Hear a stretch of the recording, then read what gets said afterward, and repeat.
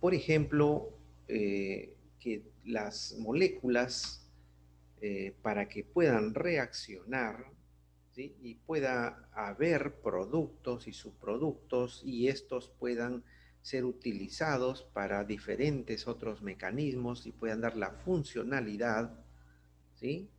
En otras palabras, para que pueda ocurrir todo este proceso de reacciones bioquímicas en nuestro organismo y de moléculas en general, tiene que haber, ¿no? A la vez unas moléculas especiales que realicen este proceso. Y esas moléculas se llaman enzimas. Las enzimas son esas moléculas en realidad de la cual nosotros dependemos. ¿Dependemos para qué? Para que pueda ocurrir los diferentes procesos metabólicos. Los diferentes procesos metabólicos o en general las diferentes reacciones químicas de nuestro organismo. Si no existieran enzimas, no existiéramos nosotros. Si es que no ocurren reacciones bioquímicas, no existimos nosotros. Nosotros no somos un cuerpo, por eso somos seres vivos, porque somos activos. No somos inertes como cualquier cuerpo inerte, ¿no? Eh, que no tiene reactividad. Todo aquello, aquel elemento o cuerpo que tiene actividad es un ser vivo. Esa es la diferencia, ¿sí? No solamente son estructuras químicas que están ahí y que no se mueven, ¿no? Bueno, en realidad se mueven, ¿no? A nivel subatómico se mueven, ¿no? Las moléculas, estas partículas subatómicas, ¿no? En cualquier cuerpo, por ejemplo, si tienen, no sé, ahora mismo tienen el mouse, ¿no? Está compuesto de muchos elementos ahí, aparentemente inertes, claro, son inertes, pero los átomos que están constituyendo, ¿no? En realidad los átomos no se mueven, pero sí se están moviendo las partículas subatómicas para que puedan mantener esa estructura, ¿no? Muy bien, pero ese ya es ir a otros campos, ¿no? A nivel ya muy subatómico ya, ¿no? Nosotros nos interesa ver qué ocurre en nuestro organismo. Nuestras moléculas están, ¿no? Interactuando o no. Entonces, vamos a empezar por acá. Vamos a empezar este estudio por ver precisamente y comprender la funcionalidad, ¿no? Estructura y funcionalidad de estas moléculas llamadas enzimas, que nos dan a nosotros, ¿no? O permiten que ocurran las reacciones, intervienen para que pueda darse las reacciones bioquímicas. Muy bien, entonces vamos a tener que describir, ¿no? Algunas generalidades de estas enzimas que de cierta manera quizás ya lo han visto en algún momento, ¿no? Bien, las enzimas que nosotros tenemos eh, están categorizadas, bueno, ya son muy bien estudiadas, ya se conocen, pero no todas tenemos, no tenemos todas las enzimas de la naturaleza, ¿no? Hay quizás algunas enzimas que no tenemos y lo tienen otros seres vivos. Quizás a lo mejor los herbívoros o algunos otros organismos vivos, ¿no? Los vegetales que tienen otros tipos de enzimas. Pero compartimos pues más del 90% de enzimas entre todos los seres vivos, ¿no? Son iguales prácticamente, ¿no? Muy bien, estas enzimas de las cuales les hablo en realidad son catalizadores. ¿Por qué? Porque van a catalizar, ¿no? Catalizar significa mediar y predisponer a dos moléculas y hacerlos que reaccionen, ¿no? Que reaccionen, formando algún tipo de enlace. Entonces hay diferentes catalizadores. Entonces las enzimas es uno de esos catalizadores, ¿no? De esos elementos que intervienen, ¿no?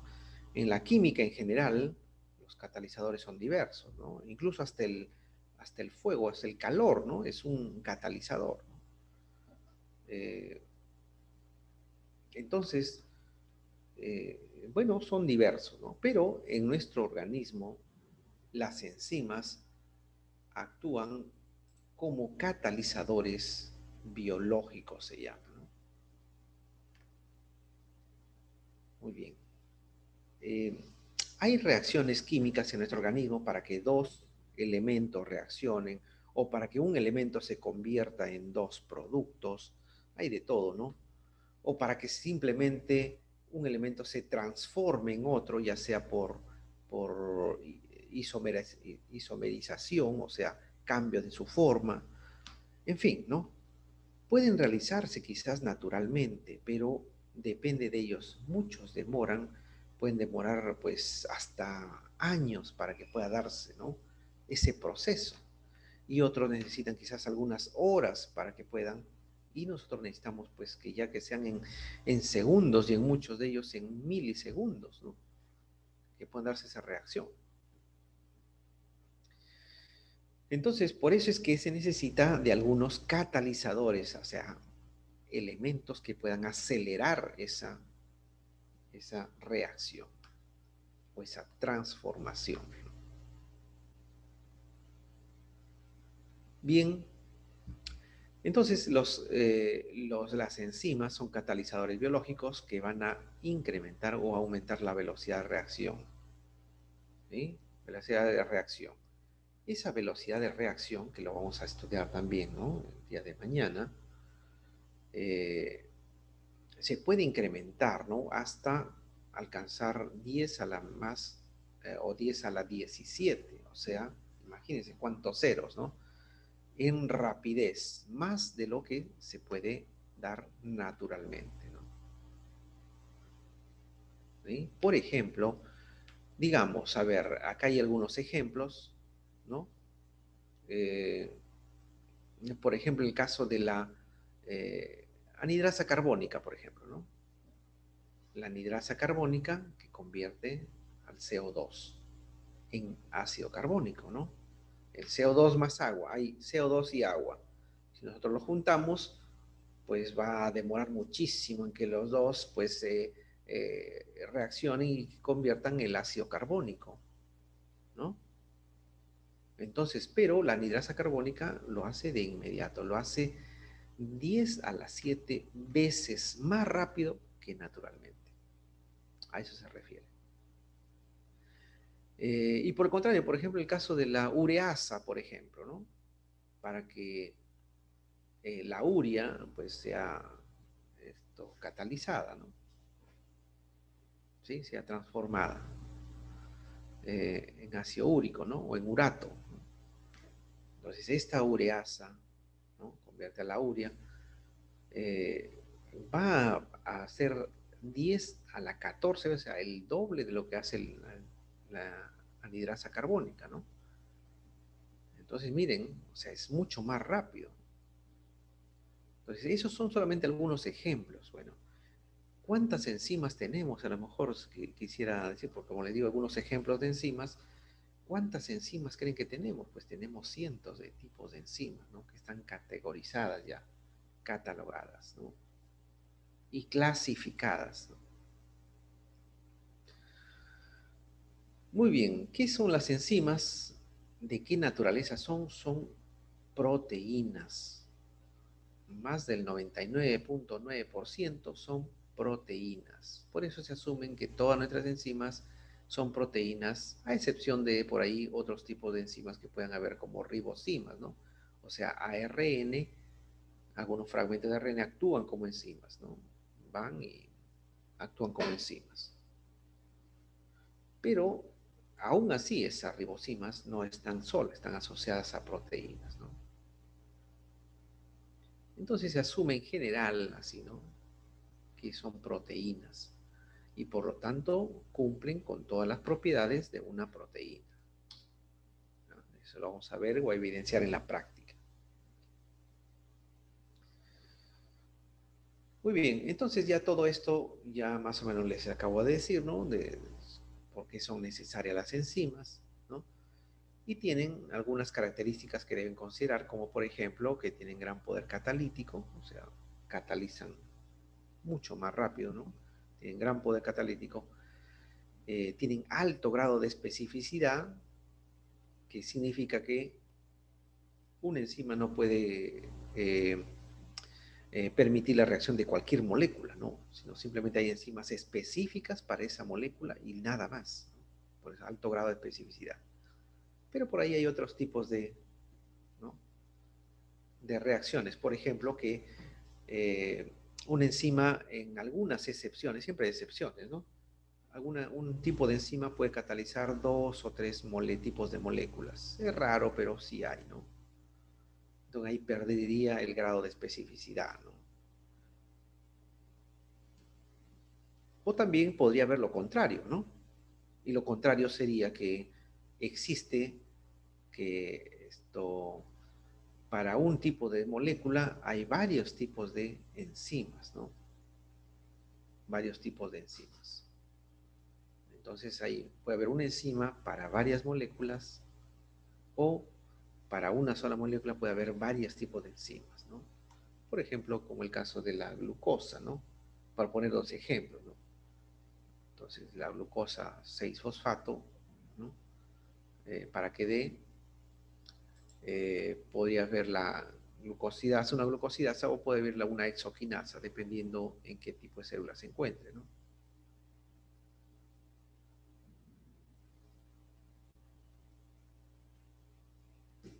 Muy bien. Bueno, y ustedes ven las actividades de estas enzimas, pues, podrían estar reguladas, ¿no? O existen algunos factores determinantes o condiciones para que puedan darse esta velocidad, que eso lo vamos a ver un poquito más en la próxima clase, que es mañana, ¿no? Pero hay algunos elementos como por ejemplo la temperatura, el pH, las enzimas tienen, esta reacción tienen algo óptimo, ¿no? Y eso vamos a ver mañana, ¿no? Son características que actúan a un determinado pH y a una determinada temperatura óptimamente. Fuera de esos óptimos, rangos óptimos, pues o no actúan o se inactivan, ¿no? Bueno, estas enzimas actualmente ya se producen, hay muchos que se producen, por ejemplo, para la industria alimentaria, ¿no? O en la agricultura, hay muchas enzimas que se utilizan para control, ¿no?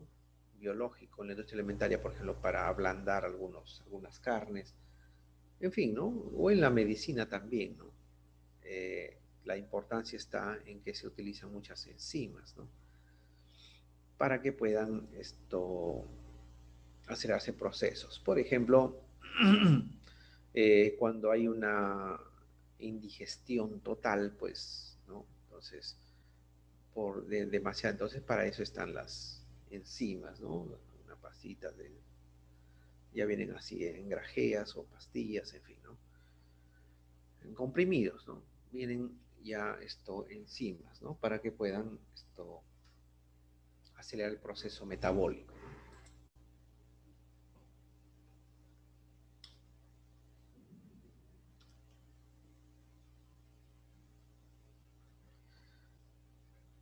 Muy bien, miren, la actividad de las enzimas puede ser de varios sentidos, pero una de las características típicas es que a partir de un sustrato se llama aquella molécula blanco, ¿no? Que tiene la enzima, ¿no? Por ejemplo, la exoquinasa, ¿no? Que es la enzima, su molécula blanco va a ser la glucosa. Entonces, en este caso la glucosa se convierte en su sustrato, es un sustrato. Entonces, sustrato se refiere en general, a la molécula que va a ser convertida, ¿no? O va a tener reacción. Entonces, el esquema general es que la enzima se asocia con el sustrato, o sustratos en general, ¿no? Con uno, dos, tres, y va a formar un complejo enzima-sustrato, ¿sí? Y luego ya la enzima va a liberarse. Esa es una de las propiedades o características de las enzimas, que al asociarse con otras moléculas, ¿no? Puede ser el sustrato, ¿no? No cambia, sino deja de ser enzima. O sea, está ahí, pero no reacciona. Y finalmente se libera y sigue siendo la misma molécula enzimática, ¿no? Las enzimas son moléculas grandes, gigantes en comparación con las otras moléculas, con su sustrato. En otras palabras, la enzima siempre es más grande, siempre es más grande que, ¿no?, las moléculas que van a reaccionar o los sustratos. Muy bien, y ahí está, miren. Entonces el esquema en general se asocia, por eso se asocia, ¿no? Ahí está. Entonces las enzimas van a, aparte que van a acelerar, no va a alterarse, ¿no?, en el proceso, no se alteran en el proceso de reacción para formar el producto o los productos, no se modifican. Entonces, eh, eso también, esta no modificación eh, va a permitir que esta constante de equilibrio de la reacción no se modifique también, ¿no? Sino simplemente que acelera nada más. ¿A qué se refiere esto? También vamos a incidir un poquito mañana sobre esto.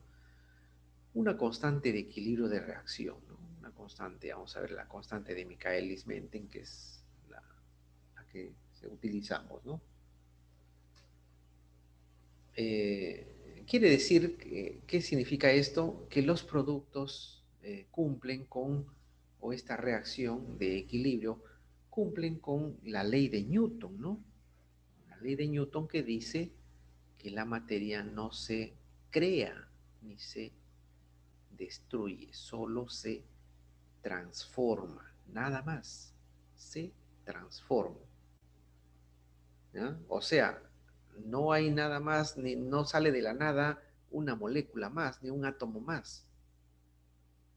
No, están ahí todo, y hay un equilibrio consta constante. Por eso ustedes han visto en química, ¿no?, el balance de las reacciones químicas, ¿no?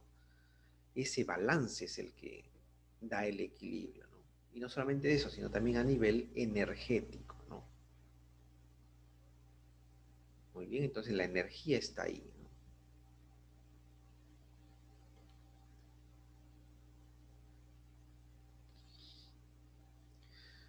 Bueno, y acá tenemos un esquema en el cual se visualiza y también da a entender de que las enzimas son mucho más grandes, ¿no?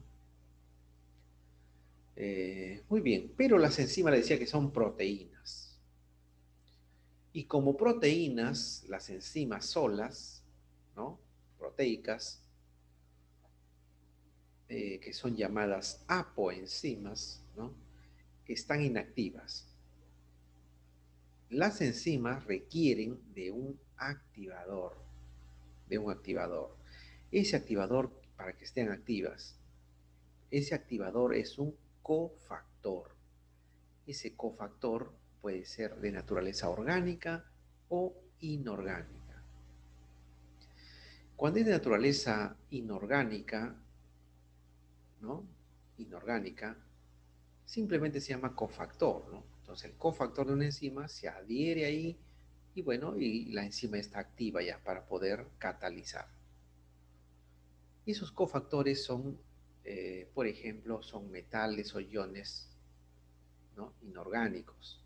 Para eso nosotros necesitamos precisamente de la ingesta, ¿no?, de eso, porque son necesarios, de hierro, magnesio, manganeso, zinc, cobalto, etcétera, etcétera, ¿no? Entonces estos van a hacer que, ¿no?, estos claro son los principales, pero hay otros también, ¿no?, como el cobre también, por ejemplo, que actúa como cofactor, ¿no? En fin. Eh, bueno, y estos van a adherirse, ¿no? Van a adherirse a un lugar específico ya que tienen para enlazarse a su cofactor. Cuando la enzima, cuando la enzima necesita un cofactor de naturaleza orgánica, ya una molécula pequeña, orgánica, ¿no? Por ejemplo, una vitamina, las vitaminas actúan como cofactores, por eso son importantes, ¿no? Para que tengamos buena actividad catabólica, ¿no? Por ejemplo, como por poner, por ejemplo, ¿no? O NAD, o FAD, en fin, hay muchas moléculas orgánicas pequeñas, pequeños nucleótidos, en fin. Entonces ya el cofactor tiene nombre propio, ¿no? Se le dice coenzima en general, ¿no? Entonces, para diferenciar entre ambos, porque ambos son en realidad cofactores, ¿no? Cofactores. Entonces el cofactor de naturaleza inorgánica se le denomina simplemente cofactor, pero el cofactor de naturaleza orgánica ya se denomina coenzima. Entonces, la enzima inactiva sin su cofactor se llama apoenzima.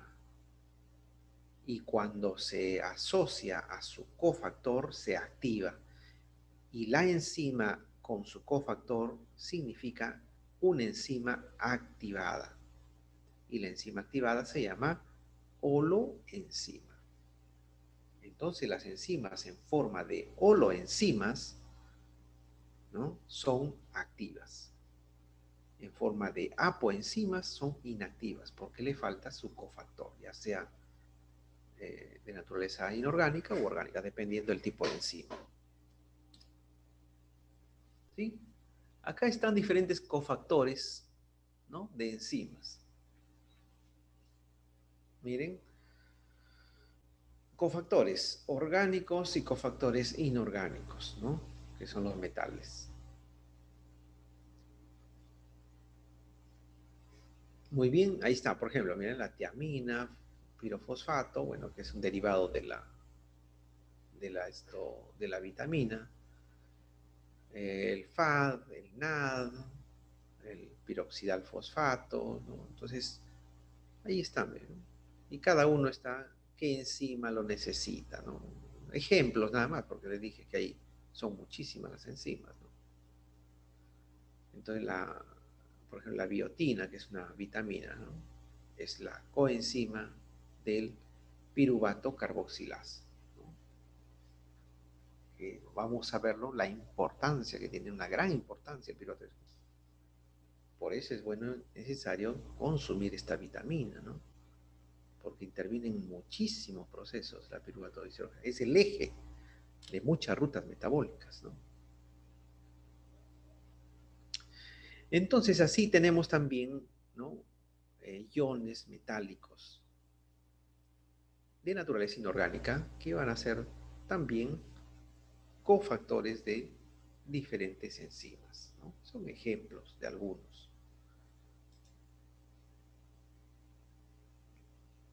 Ahí está, miren. Ya algunos ejemplos por deficiencia, ¿no? ¿Qué enfermedades podría producir por deficiencia de estos cofactores, ¿no? Porque no actúan sus enzimas, ¿no? A las cuales tienen que adherirse, ¿no? Por ejemplo, la vitamina C, ¿no? Que actuaría como una coenzima. ¿De quién? De algunas peptidasas, ¿no? Entonces, la deficiencia de vitamina C, pues, podría dar, claro, el escorbuto, ¿no? Y no podría darse la síntesis de colágeno, por ejemplo, ¿no? Entonces, vitamina C, para tener una piel tersa, dicen, ¿no? Radiante, vitamina C. Muy bien, y de otros tipos ¿no? Para regenerar el tejido, porque producen bastante colágeno, intervienen en la síntesis de colágeno, ¿no? Entonces, por eso en los procesos de cicatrización es de suma importancia, ¿no? La vitamina C. Entonces, así miren, así hay los ejemplos, ustedes ven acá, los ejemplos que puede dar y la deficiencia, ¿no? Enfermedades por déficit de estos cofactores o coenzimas, porque son, ¿no? Son cofactores orgánicos, coenzimas, ¿no? Muy bien. Entonces acá está más o menos estructurado lo que les acabo de decir, ¿no? Eh, en donde las enzimas podrían ser simples o conjugadas. Las enzimas conjugadas, que son la mayoría, necesitan de coenzimas, ¿no? O perdón, cofactores. Cofactores. Eh, bueno, pero las simples es una estructura proteica, ¿no? Una estructura proteica que está ahí y son con algunas excepciones por ahí que no necesitan de cofactores. Pero ese es muy, muy excepcional, ¿no? Me parece que solamente hay unas dos o tres nada más. Eh, Sin embargo, la estructura simple de la proteína, ¿no? Necesita de cofactores. Entonces ya las enzimas tienen que conjugarse para formar las holoenzimas, que es la forma activa. Y estas holoenzimas, ¿no? Ya saben que está constituida por una apoenzima, que es la estructura proteica, ¿no? Inactiva, y un cofactor, que el cofactor puede ser inorgánico u orgánico, ¿no? U orgánico. Cuando el cofactor es inorgánico, simplemente se le llama cofactor. Pero cuando es inorgánico, ya hay una molécula orgánica pequeña, puede ser coenzima. Y algunas coenzimas, ¿no?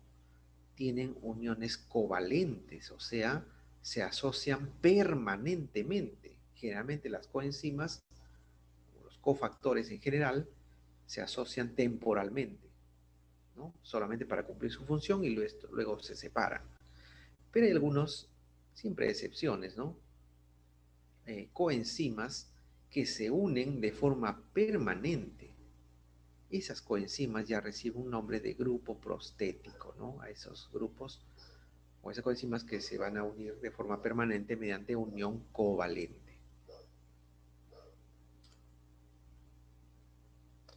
Miren, estamos viendo características cómo son las enzimas en general, ¿no?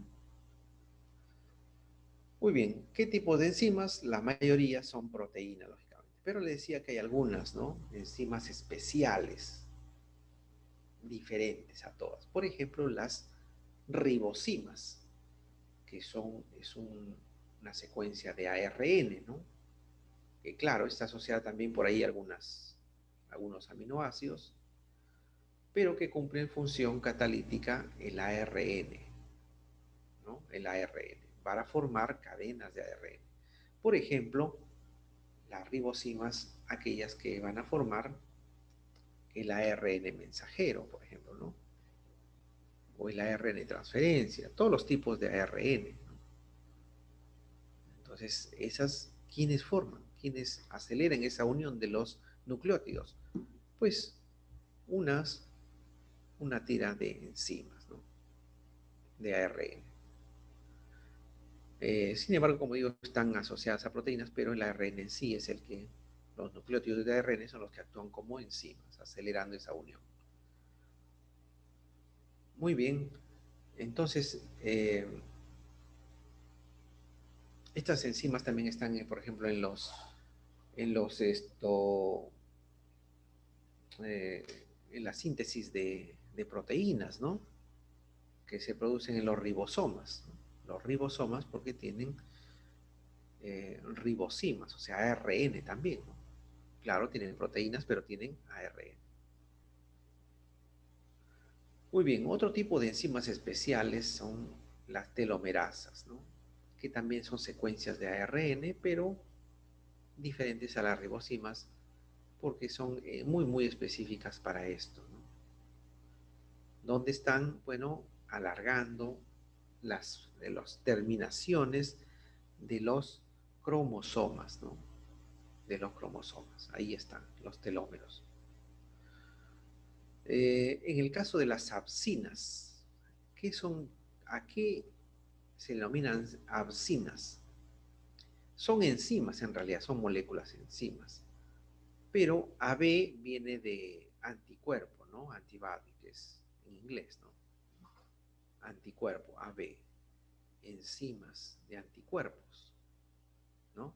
En realidad son anticuerpos que funcionan como enzimas, ¿no? Entonces estas van a reaccionar para que pueda catalizarse algunos elementos dentro de, por ejemplo, algún patógeno, la pared celular de un patógeno, y lo modifican. Eso hacen los anticuerpos, ¿no? Entonces se llaman abscinas, ¿sí? Y actúan como enzimas también. Miren, estoy hablando de las excepciones, porque los demás son proteínas. Pero en realidad, también aparte de eso, estas sí son proteínas, los anticuerpos son proteínas, entonces también cabe dentro de que las enzimas son proteínas, ¿no? Las granzimas también son proteínas en realidad, ¿no? Son eh, que están en las membranas celulares de muchas células, ¿no? O también se encuentran dentro de gránulos de los natural killer, ¿sí? Por ejemplo, ya vamos a ver en un momento dado, eh, en los receptores, por ejemplo, el receptor de la insulina, ¿sí? El receptor de la insulina, en la parte interna, ¿no? Es una proteína transmembrana, en la parte interna se autofosforila, o sea, solamente la enzima, entonces se autofosforila. Y, por ejemplo, estas granzimas que están en los gránulos de estos natural killer, que son células eh, del sistema inmunológico, ¿no? Son anticuerpos, ¿no? Nos defienden exocitando diferentes proteínas que actúan como enzimas, ¿no? Esas se llaman serinproteasas, que van a dañar a los patógenos, ya sea virus o cualquier otro patógeno, ¿no? Bacterias, en fin. Muy bien. Esas serían las excepciones, ¿no? Muy bien, las enzimas le decía que están ya clasificadas, ¿sí? Entonces, esta clasificación lo da una comisión de enzimas que se llama, ¿no? S. A nivel internacional, por consenso, se ha creído ya, por años ya, se ha clasificado. De tal manera que estos van a ser, ya están clasificados.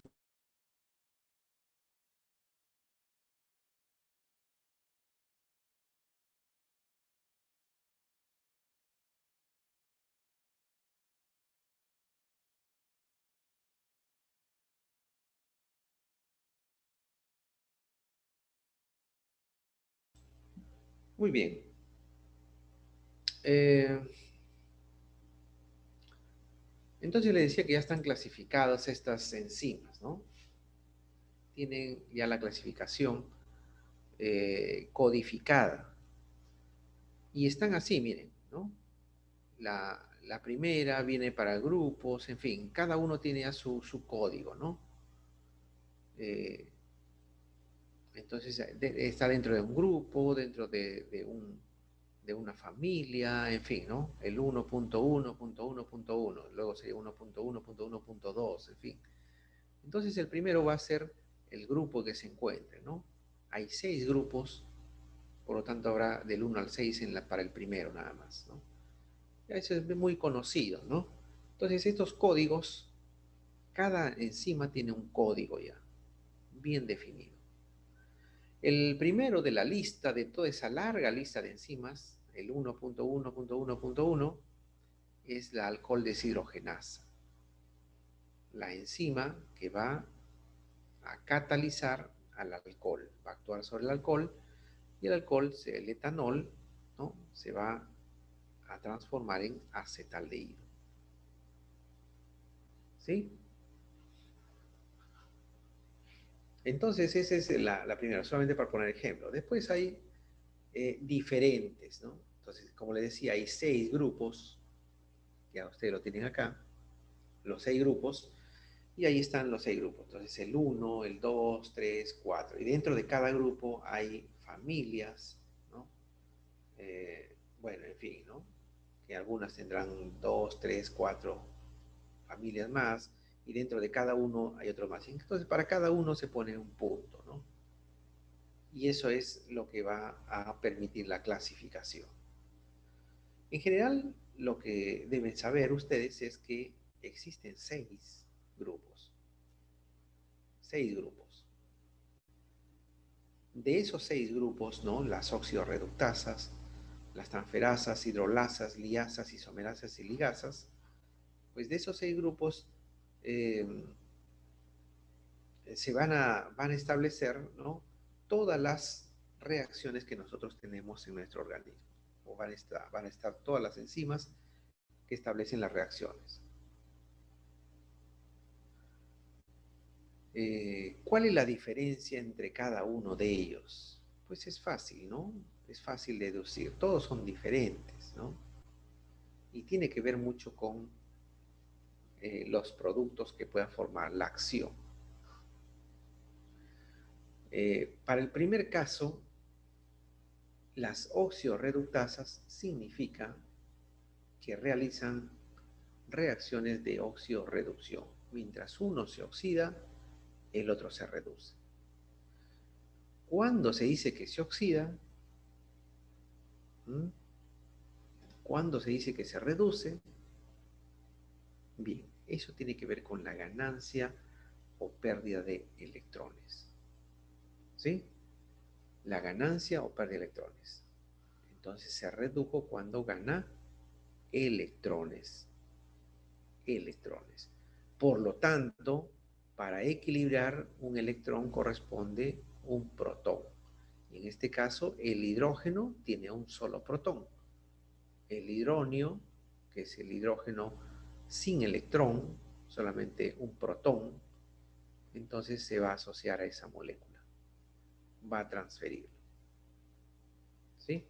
En otras palabras, a ver, esto de acá es una reacción de óxido-reducción, lo vamos a explicar muy bien en la práctica, pero para que ustedes entiendan, estas enzimas oxidorreductasas van a permitir que una molécula le done o le ceda un electrón a otra, ¿sí? A otra molécula. Y al cederle un electrón, esta molécula va a perder también, ¿no? Automática, o queda ionizada o, ¿no? O pierde un hidrógeno para que quede neutro. Y la otra molécula orgánica, para que pueda, gana un electrón. Y al ganar un electrón, o queda ionizada, ¿no? O gana también un protón, ¿no? En este caso, un hidrógeno. Y eso acá el esquema se ve. Todo está acá en los esquemas, están muy claros, ¿no? Por ejemplo, A y B. Acá A está con su hidrógeno normal ahí. Este A cede a B su hidrógeno. ¿Por qué cede su hidrógeno? Bueno, o por qué se ve, no, en realidad no cede el hidrógeno, sino cede electrones. ¿Por qué cede electrones? ¿No? Acá el A al final queda sin este hidrógeno, o sea, sin el electrón que estaba ahí. Y el B gana un electrón, por lo tanto también gana un hidrógeno. Entonces, el A, que estaba reducido, se oxida porque pierde electrones, y el B, que estaba oxidado, se reduce porque gana electrones. Por lo tanto, también gana hidrógenos. Muy bien, entonces eso hacen las reacciones de óxido-reducción, que son muchas, ¿eh? Y vamos a verlo eso, muchas. Las transferasas, ese es, solamente transfieren un grupo. En este caso, acá tiene un grupo que también se ve mucho, mucho en las reacciones bioquímicas. Las transferasas transfieren, ¿no? Acá tenemos una molécula asociada o enlazada a un grupo, a un triángulo rojo, ¿no? Eh, a ver, vamos a mejor a aumentarlo, ¿no? Ahí está. A un triángulo rojo, ¿no? Y el triángulo rojo, pues va a pasar acá, le va a transferir de aquí a acá. No puede hacerlo sin una enzima, la intervención de una enzima, ¿no? Entonces, le transfiere y el otro queda sin el grupo que tiene, ¿no? Le ha transferido. Eso se llama transferasas. Ahora, las hidrolasas.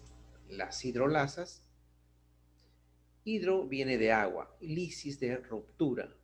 O sea, va a romper una enzima, va a hacer que la molécula rompa, de agua rompa y se inserte. Un OH para un lado y el H para otro lado, ¿no? Rompa el enlace. Por ejemplo, es lo que ocurre cuando se rompen los enlaces glucosídicos, cuando se rompen los enlaces peptídicos de las proteínas, ¿no? Para convertirse en aminoácidos, pues rompe, ¿no? Entonces se llaman hidrolasas. Las liasas, liasas viene de liar, ¿no? Entonces las liasas van a ser, van a adicionar grupos de dobles enlaces, ¿no? ¿No? A los dobles enlaces. Entonces las liasas, acá hay que diferenciar liasas de ligasas, ¿ya? Las liasas solamente a las moléculas orgánicas que tienen dobles enlaces, ¿no? Va a adicionarle un grupo, cualquiera, por ejemplo, en este caso, un grupo amino, ¿no? NH. Listo, ya no hay más dobles enlaces. Muy bien, las isomerasas solamente va a cambiar la forma, la disposición en el espacio de las moléculas. Todos nosotros tenemos moléculas y todas nuestras moléculas tienen una forma, peso y tamaño específico.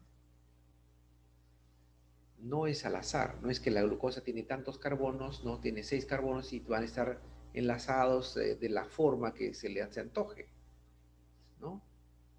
No, ya tienen una forma definida, así como cada uno de nosotros tenemos una forma definida, como, no sé, eh, una mascota que tenemos tiene una forma definida, todos tenemos una forma definida, las moléculas también tienen una forma definida, no puede ser de cualquier forma, entonces por lo tanto una disposición en el espacio definida, y tienen también un peso definido ya, y un tamaño definido.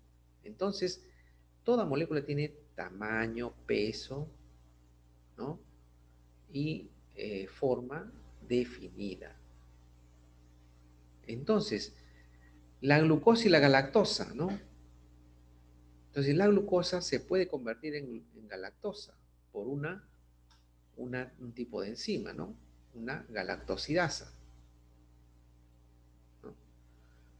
Entonces, ¿qué hace? ¿Qué hace la galactosa? Simplemente cambia la disposición, ¿no? De acá, del tercer carbono, el cuarto carbono, ¿no? Lo dispone de diferente forma. Si se dan cuenta, miren cómo está, solamente ha cambiado nomás. La tercera línea, ¿no? Ha cambiado, ya no está a la derecha. Acá había una línea a la izquierda, un carbono hacia la izquierda y dos carbonos orientados, ¿no? Hacia la derecha. Tres carbonos. Y acá hay dos a cada lado. Solamente cambiar eso, el resto es totalmente igual. La cantidad de oxígenos, carbonos, hidrógenos es exactamente igual. Solamente a cambiar la forma, nada más. Y ya es galactosa. Y tiene propiedades de galactosa, etcétera, ¿no? ¿Se dan cuenta? Entonces, así hay algunos grupos o algunas moléculas que cambian la forma, se llaman isómeros, es su isómero, ¿no? O sea, su forma diferente con la misma cantidad.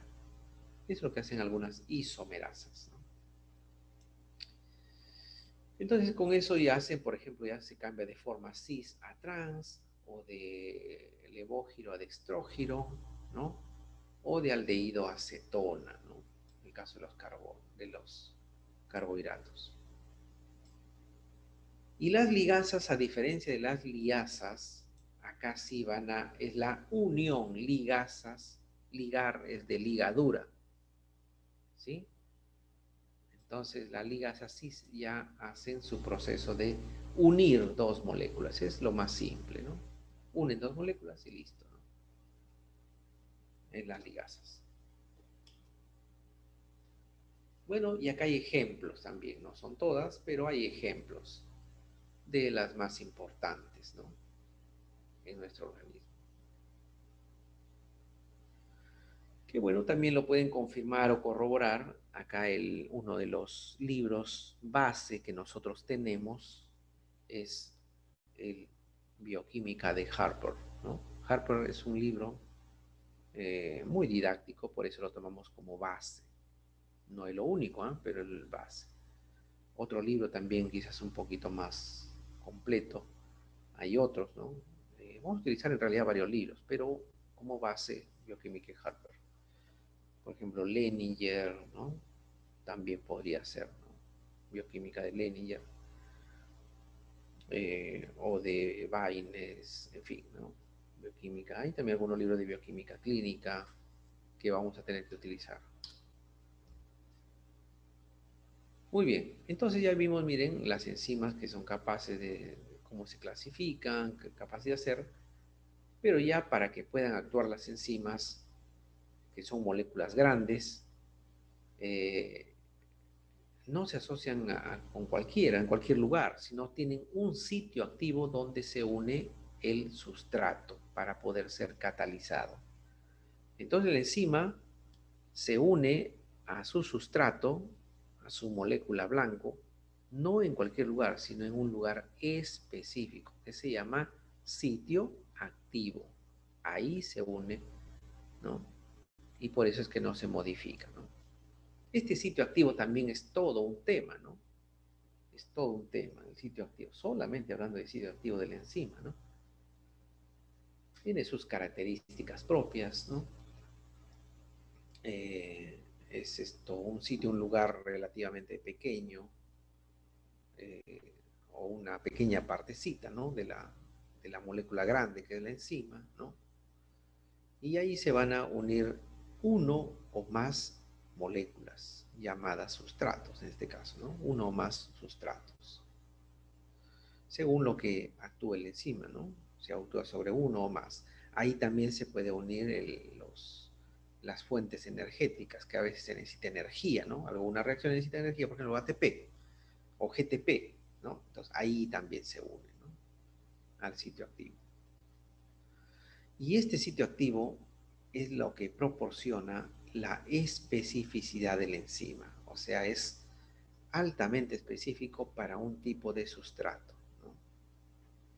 Por ejemplo, la exoquinasa tiene su sitio activo y ahí solamente encaja perfectamente la glucosa, la molécula de glucosa, ¿sí?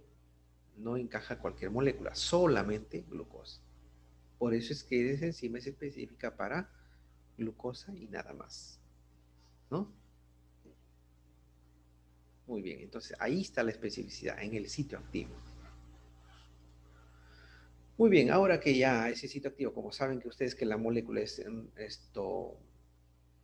una proteína, bueno, que es rica en cisteína, bueno, aminoácidos, ¿no? Ya es otra cosa, cómo está estructurada. Bueno, eso adicionalmente ustedes pueden complementar con las lecturas, porque, ojo acá, los resúmenes que estoy haciendo acá, que lo estoy presentando en las conferencias que les presentaré, los resúmenes son eso, son resúmenes, ¿no? Y yo les diré que, pues, no se obtiene buenos resultados solamente leyendo resúmenes, se tiene que leer textos, ¿no? Eh, bueno, ustedes deben acostumbrarse, como siempre digo, a no ser, ¿no? profesionales, y mucho menos médicos de PowerPoint, ¿no? Nadie va a ser médico de PowerPoint, no existe eso. Así es que vayan tomándolo en cuenta también. Tiene que leer libros, ¿no? Todo profesional debe ser profesional de libros, no de PowerPoint. Así es que para eso están las lecturas complementarias, ¿no? Entonces, ya hay algunas yo les he subido también, ¿no? Ustedes busquen ahí dentro de las sesiones, dentro de cada sesión que corresponde, hay una carpeta que se llama material, ahí en el Blackboard, ¿no? Entonces, por ejemplo, sesión 1, ya, ahí hay 4 carpetas, ¿no? Material.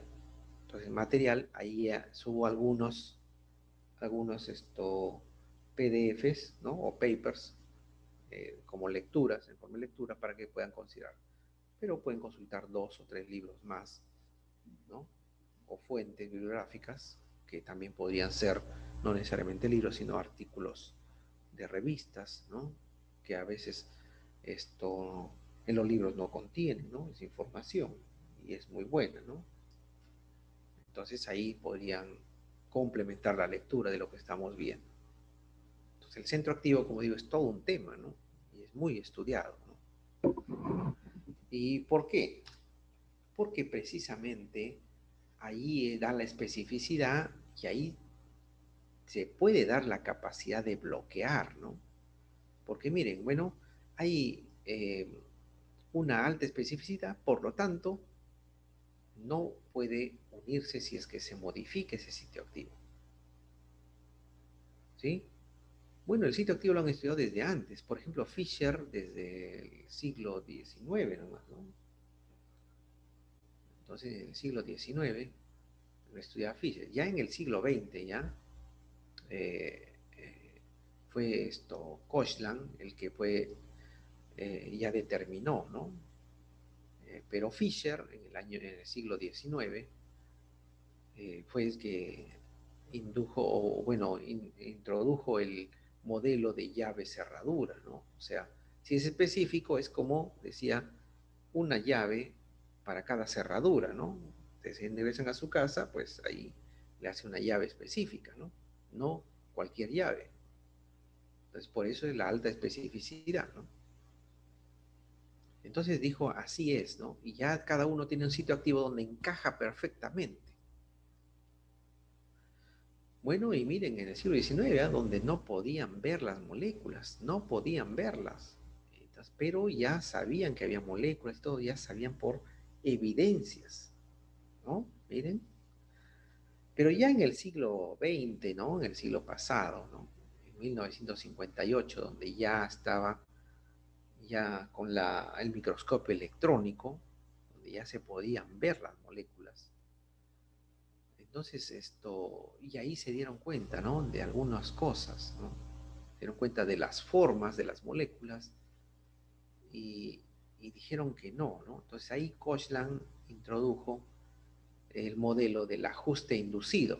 O sea, no necesariamente tiene que ser exactamente tener como un molde, ¿no? De llave cerradura, sino que tenga puntos dentro de los sitios activos de las enzimas, tengan puntos específicos de anclaje. Y luego ya se amolda, ¿no? Se amolda. ¿Quién se amolda? Pues ambos, ¿no? Ambos se amoldan. Tanto los sustratos como la enzima, el sitio activo, ¿no? La enzima. Por eso se llama ajuste inducido, se ajusta perfectamente. Y ustedes ven algo así figurativamente, ¿no? Acá esquematizado, ¿no? Si ustedes se dan cuenta, en el primer modelo, el de Fischer, pues está perfectamente encaja ahí, ¿no? Es muy rígido, ¿no? Y luego se separan, ¿no? Ese sería por ejemplo, un caso de hidrólisis podría ser, ¿no? Podría ser una hidrolasa, ¿no? Entonces se separan, ¿no? Ahí está. O en el caso acá, entonces acá igualito, ¿no? Pero ya en el modelo del ajuste inducido, pues ustedes ven, no es exactamente el mismo molde, no es rígido. Tiene un punto de anclaje, el sitio activo, ¿no? Para los dos extremos. Entonces al momento de unirse, pues este se amolda, ¿no? Miren, la molécula se amoldó, se indujo a una forma diferente. Lo mismo el sustrato, o perdón, la enzima, ¿no? Lo mismo la enzima. El sustrato se amoldó y la enzima también se amoldó. Ambos se adecuaron, ¿no? Se ajustaron a sus formas. De tal manera que luego al salir, bueno, la enzima recobra su estructura original. ¿Sí? Entonces es lo que se acepta ahora. Aquí es lo mismo. Aquí es lo mismo, ¿no? Ajuste inducido, llave cerradura. Miren, este es un modelo, este es un modelo, claro, virtual, pero que está todos los elementos de la forma y ahora se hacen modelado, el modelamiento de las moléculas. Miren cómo está. Como el enzima, acá tiene su sitio activo, en donde ya en otro lado debe estar el cofactor, ¿no? Eh, por ejemplo, lo que le decía, ¿no? La exoquinasa, el enzima, y el sustrato es la glucosa. Entonces viene la molécula de glucosa justo al sitio activo. ¿Ven? ¿Ve cómo se modifica estructuralmente la exoquinasa, la enzima, ¿no? Y ahí está. ¿Ven? Así es más o menos la proporcionalidad, ¿no? Las enzimas son muy, muy grandes respecto a su sustrato. ¿No? ¿Mm?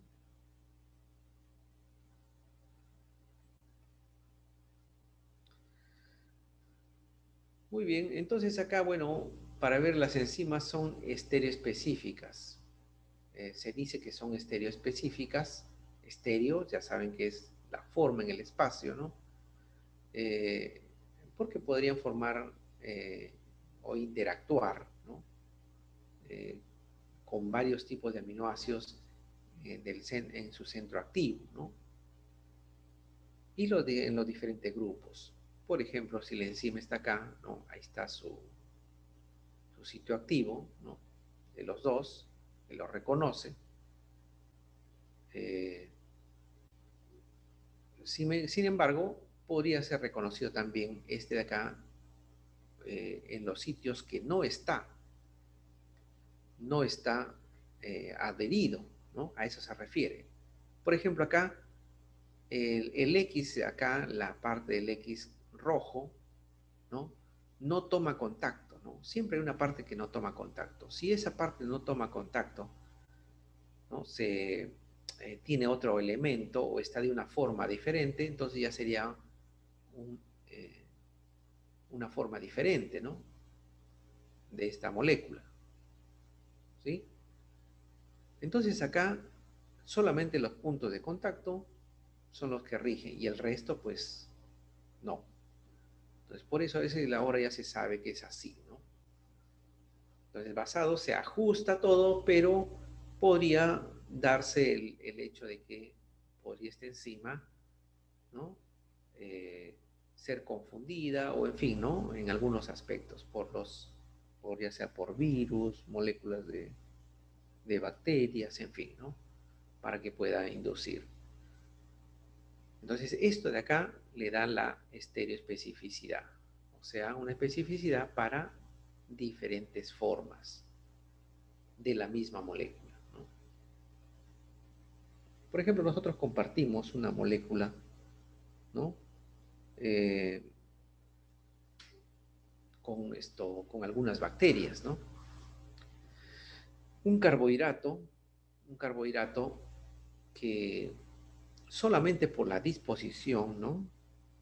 De un grupo de aldehído, pues va a ser diferente. Y por lo tanto la enzima lo va a reconocer a ambos. ¿Sí? ¿Por qué? Porque los puntos de anclaje no son precisamente ese grupo. No son ese grupo. Por lo tanto lo confunden, ¿no? Sin embargo, hay otros carbohidratos que son aparentemente iguales, ¿no? También tienen ligeras modificaciones nada más, ¿no? O sea, en la disposición del hidrógeno o del OH, pero son los puntos de anclaje, ya no lo reconoce, ya no lo reconoce porque tiene otra forma y esa forma justo que es variada o que es diferente va a ser el punto de anclaje, ¿no? Al sitio específico. Muy bien. Les decía que existen dos tipos de formas de especificidad, ¿no? Una que las diferentes enzimas, una enzima puede ser o puede actuar sobre varios tipos de sustratos, pero lo más común es que varias enzimas pueden actuar sobre un sustrato, como el ejemplo acá, ¿no? Por ejemplo, la glucosa 6-fosfato, dependiendo la ruta metabólica que se encuentre, va a actuar una enzima. ¿Sí? Eh, por ejemplo, actúa sobre la glucosa 6-fosfato una deshidrogenasa que se llama 6-fosfogluconolactona, que esta 6-fosfogluconolactona va a actuar y va a catalizar a la glucosa 6-fosfato. Pero también a la glucosa 6-fosfato pueden actuar estas tres enzimas sobre esta molécula, ¿no? Por ejemplo, la glucosa, una fosfatasa, una isomerasa, una mutasa, ¿sí? Entonces, por ejemplo, en el caso de la glucólisis va a actuar una isomerasa, ¿no? Glucosa 6-fosfato, actúa una isomerasa, pone fructosa 6-fosfato y continúa en la ruta de la glucólisis, ¿no? En la vía de las pentosas, otra glucosa, ¿no? La mutasa, ¿no? Glucosa, 1-fosfato, en fin, ¿no? Y así, ¿no? Dependiendo de las vías que se encuentren.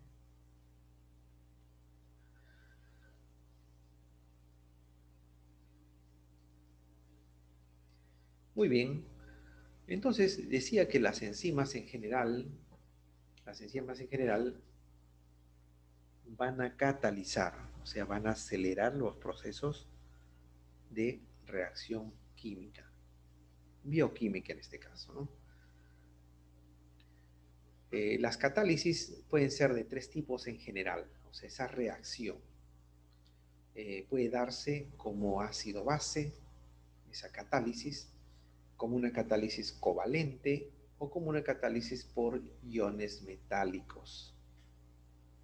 Esos son los tres tipos de catálisis que pueden darse, ¿no? La catálisis de ácido-base son aquellas reacciones que eh, por transformación, claro, de intermediarios, ¿no? Metabolitos que se llaman metabolitos intermediarios, ¿no?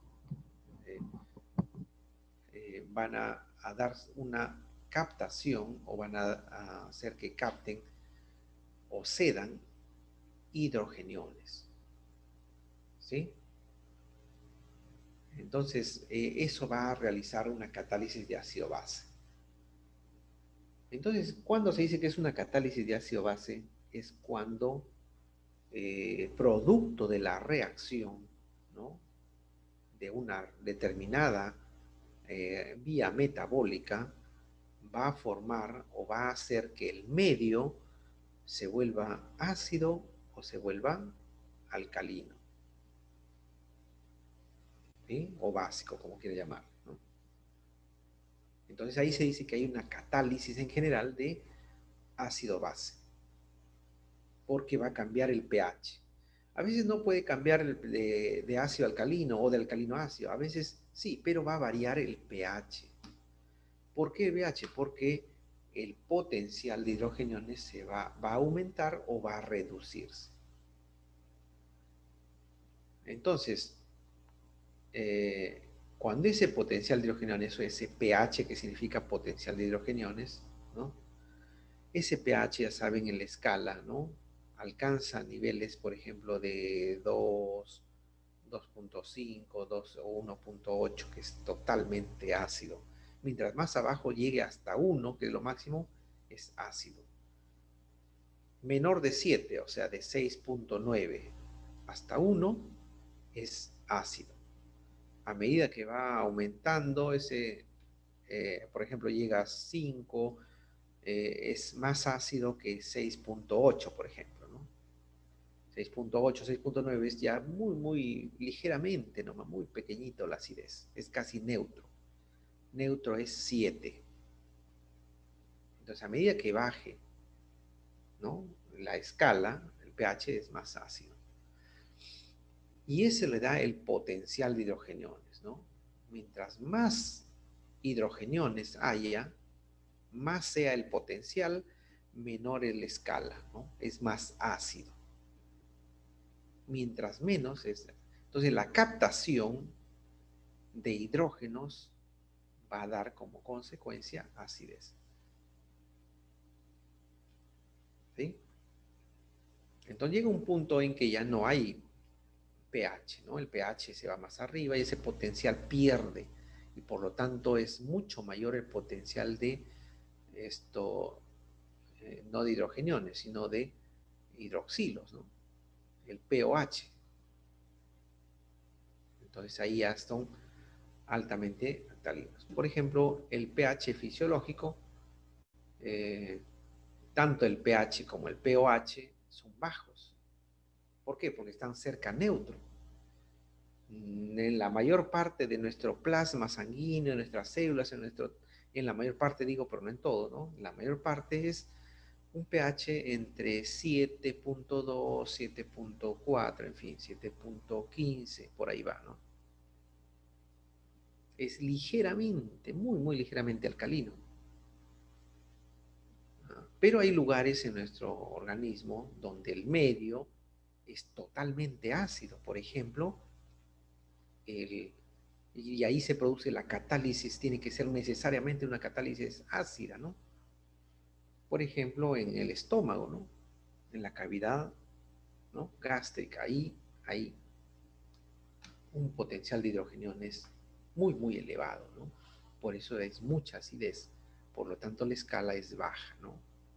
2, por ejemplo, ¿no? 2.3, 2.4, normalmente, ¿no? Muy bien, entonces acá, cuando las enzimas eh, son donantes o aceptores, se decía, ¿no? Entonces aumenta la velocidad también de la reacción.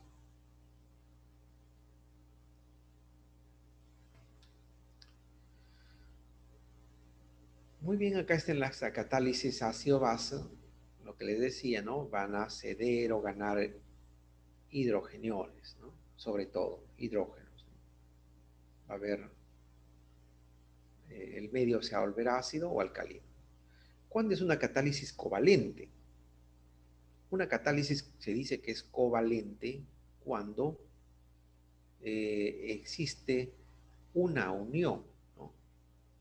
Una unión. Se transforman o se forman enlaces, ¿no? Una unión covalente. Pero esa unión covalente es transitoria. ¿Para qué? Para que pueda facilitar la unión. Entonces, la catálisis que realizan las enzimas puede ser, ¿no?, de unión covalente, ¿no? O es de unión covalente temporal en muchos casos. Muchas enzimas realizan eso, ¿no? Y es, en realidad, temporal, porque si no ya dejaría de ser enzima y se convertiría en un sustrato, porque se enlazaría, ¿no?, permanentemente al producto. Muy bien, y eso es lo que sucede mayormente, ¿no? Entonces, se une permanentemente aquí al cofactor, o perdón, esto temporalmente, ¿no?, al cofactor o a los sustratos para que puedan reaccionar y formar productos.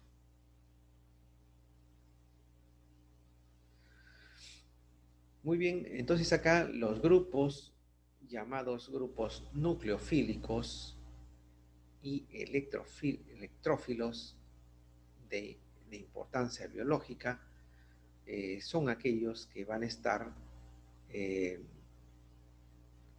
o son elementos que van a estar permanentemente, ¿no? Uniéndose de forma covalente.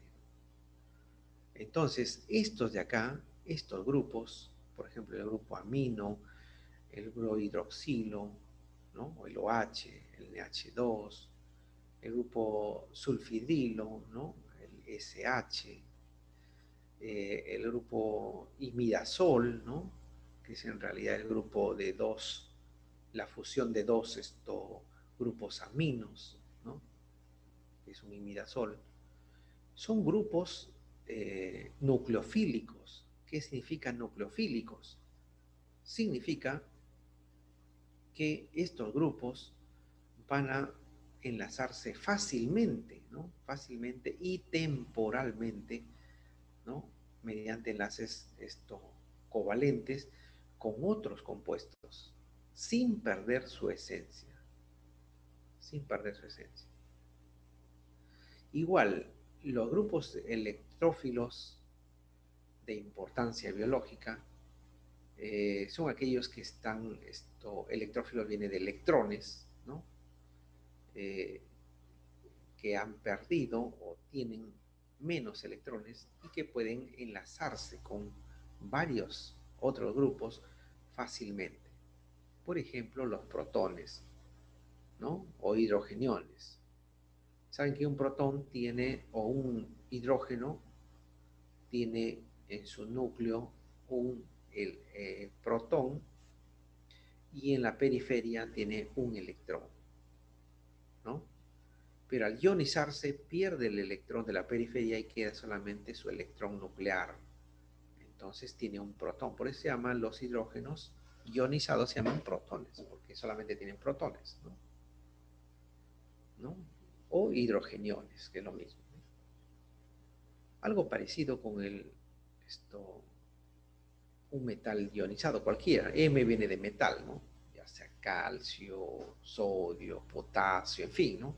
Con N valencias, ¿no? O sea, N disponibilidades, ¿no? Esto sí se va a unir, ¿no? Se van a unir a otros grupos ya, ¿no?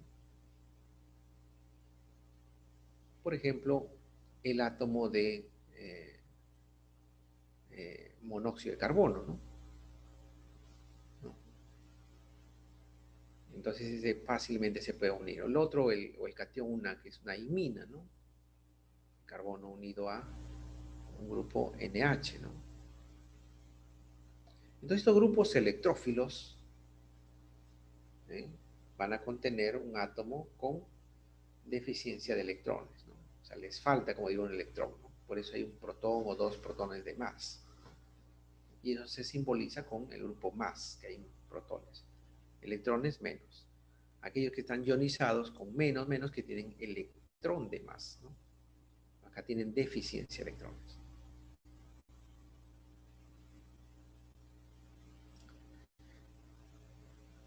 Y bueno, ese es covalente. Y el otro es por iones metálicos, ¿no?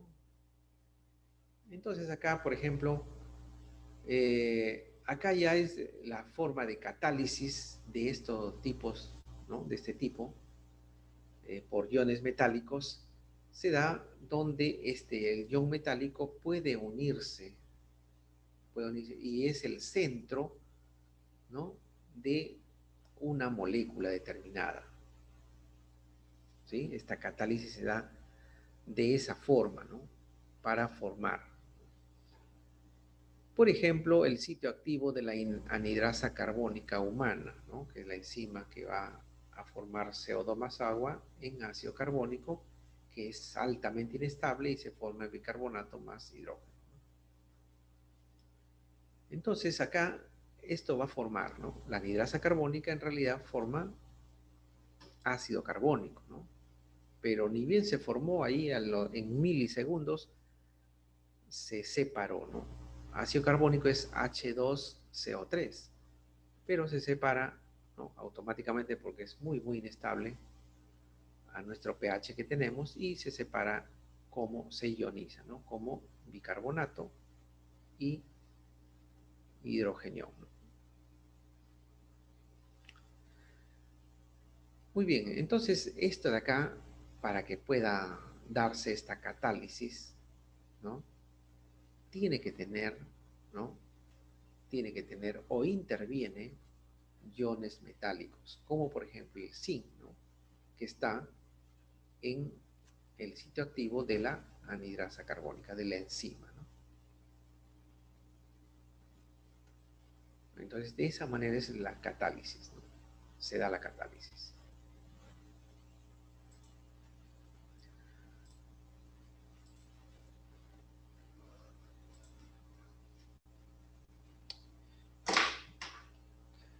Muy bien. Bueno, esa ha sido una parte introductoria de las generalidades que hemos visto, solamente generalidades de lo que es las enzimas, ¿no? Sin embargo, es lo que les acabo de mencionar y decir, solamente es el resumen, ¿no? Es el resumen en realidad, no es todo el tema de enzimas, no es todas las generalidades. Por lo tanto, ustedes deben complementar su lectura, cada tema tiene que ser complementado. Deben complementar su lectura con las fuentes bibliográficas, ¿no? Esas fuentes bibliográficas que están en los libros o en la internet, buscando información, especialmente en las revistas o en los artículos, eh, y no pues en cualquier lugar, ¿no? No vayan a cometer el error de estudiar también de Wikipedia, ¿no? Muy bien.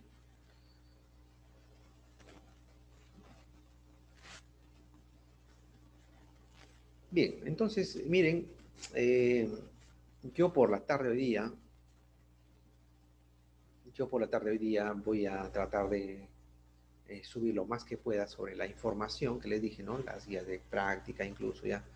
Pero lo que sí ya está es el tema. Y también a primera hora de la tarde voy a ver esto, si subo de una vez también el, los grupos, ¿no? Sobre todo, para que ustedes ya puedan trabajar ya, porque ya el tiempo es corto, ¿no? Entonces estén atentos a primera hora de la tarde para poder esto en el Blackboard, ¿no? Para poder ver los grupos, ¿no? Que se han formado.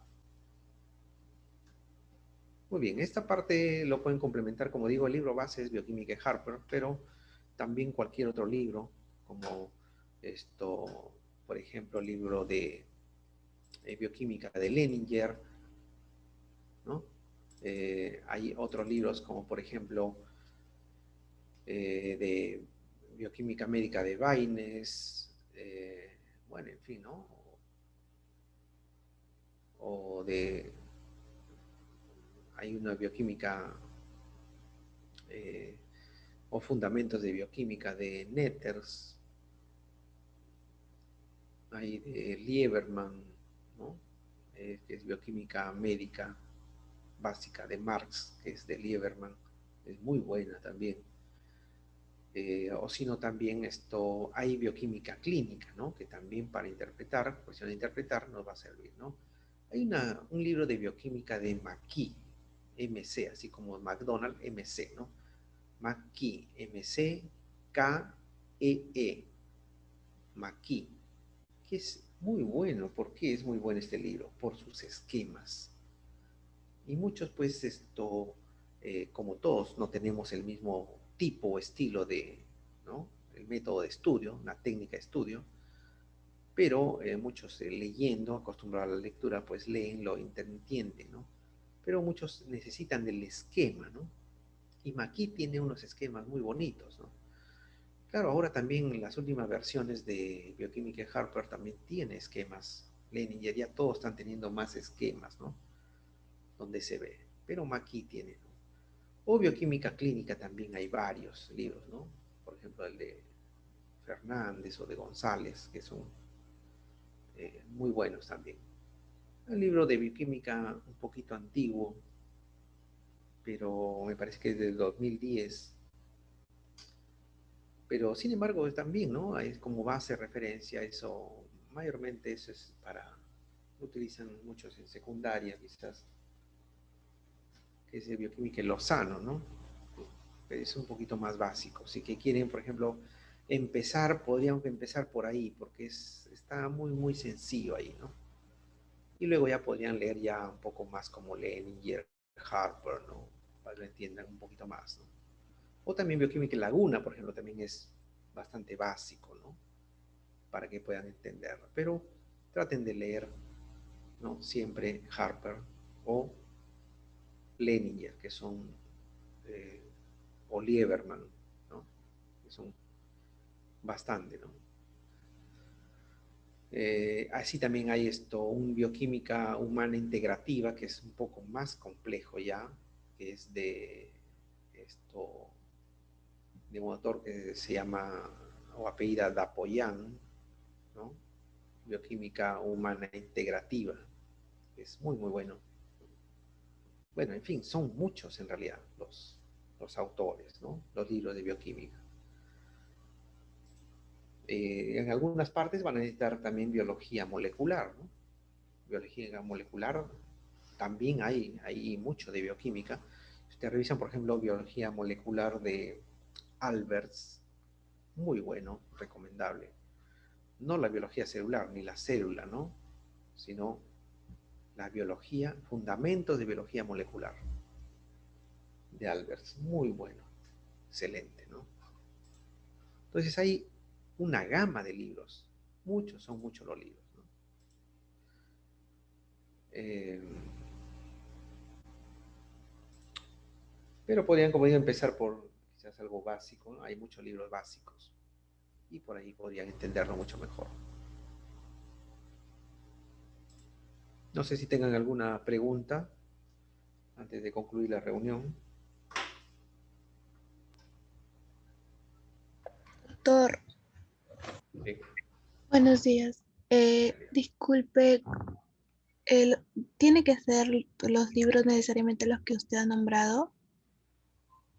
No necesariamente, pero sí tienen que ser libros actuales, ¿no? O sea, porque a veces hay algunos aspectos de bioquímica, aunque no ha variado demasiado en los últimos quizás 20 años, ¿no?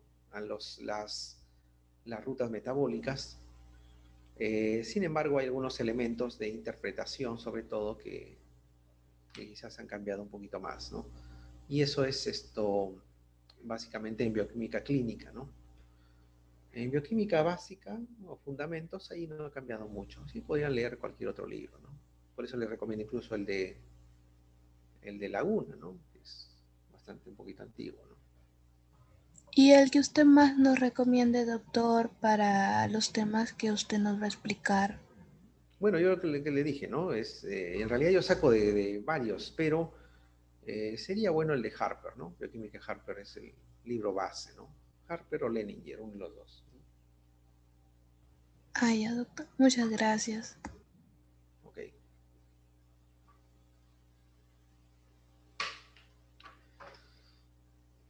ya está. Entonces, vamos a dar por concluida hoy día la reunión. Siempre va a haber algunas cosas adicionales que se puedan dar, algunos alcances. Si hoy día se me fue algo, pues si, o si tienen alguna duda respecto a cómo vamos a llevar el curso, pues ustedes simplemente me lo hacen saber, ¿sí? En las próximas reuniones, quizás, ¿no?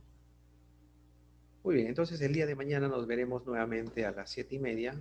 Por favor, traten de ser un poco puntuales y sería conveniente incluso que ustedes vean los temas y vayan leyendo, ¿no? Para que se pueda entender, porque el día de mañana es un poquito complejo, ¿no? Dentro de todos los temas que hay, pues es un poquito complejo entenderlos, pero voy a tratar de hacerlo lo más didácticamente posible, ¿sí? Hacer que reacción, la velocidad de reacciones químicas. Muy bien. Entonces el día de mañana nos veremos a las 7:30. Pues que aprovechen su día.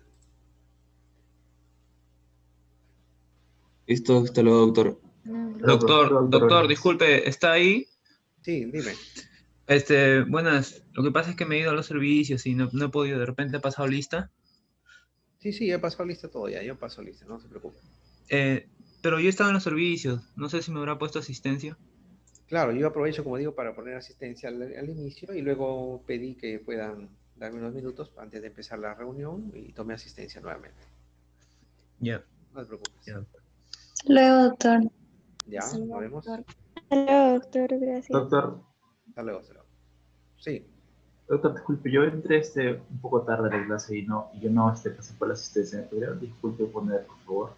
sí, sí, te he puesto asistencia. Lo que pasa que por esta primera vez a todos he puesto asistencia, no he puesto tardanza a nadie por ser primera vez. Pero luego ya traten de ser puntuales, pues. ¿Sí? Muchas gracias, doctor. Buen día. Hasta luego, doctor. Hasta luego, nos vemos. Hasta luego, doctor, cuídese. Ya nos vemos.